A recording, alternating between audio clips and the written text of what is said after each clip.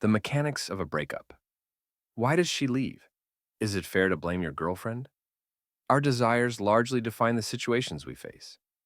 Breakups are one of those unconscious ideas that come to people's minds.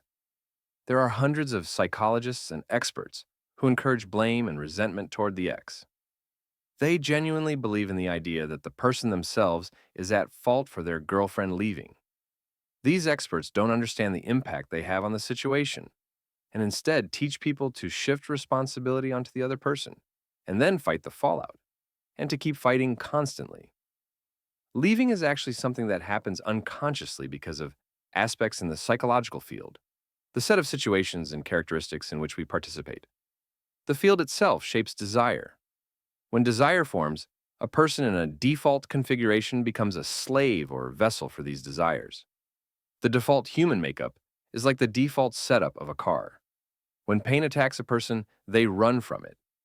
Anesthesia was invented so that a person wouldn't feel pain while being helped. In life, anesthesia doesn't exist, only in medicine. And every promise to change doesn't work. It could play the role of anesthesia, but when significance is lost, the field creates a desire to leave and pain in being with this person. So the person flees.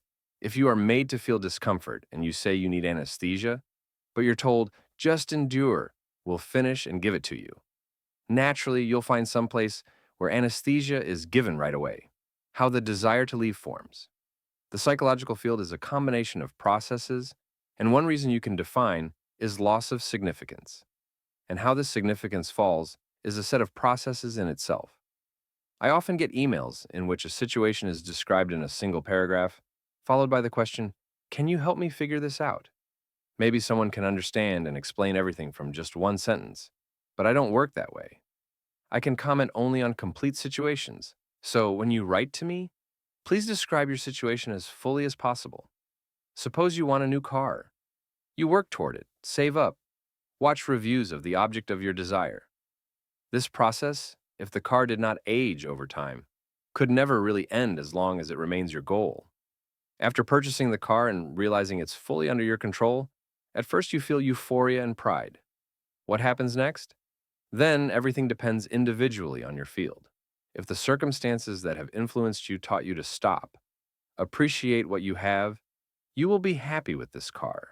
Maintain it, polish it, upgrade it. But your field may be different. After the first breakdown, you might decide to sell it as soon as possible.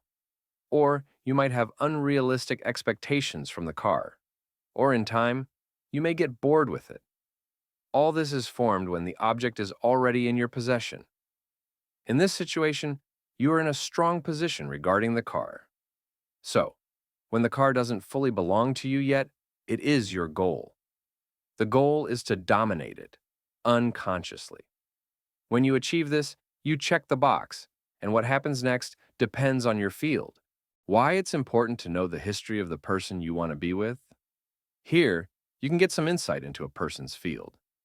If you don't know how to play and you understand that the woman will eventually get you as her property, or you don't plan to play games and want a calm, stable life, you should choose someone with a similar field. But what usually happens?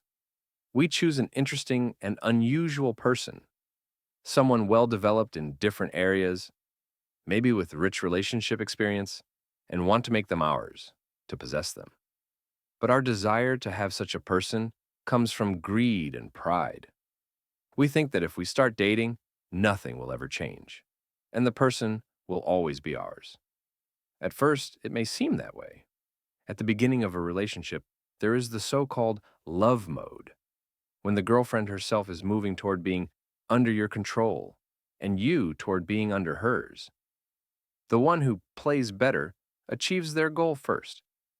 After this, the force that drove love fades, and with it, significance as well. Satiation. The next stage is satiation. For example, your girlfriend realizes that she already has you, and after that, there's an accumulation dynamic. All your attention piles up, because the result seems achieved. This is exactly when it's important to give freedom and retreat a bit, to show her that, in fact, the final result hasn't been reached. that she still needs to be sure you are truly hers.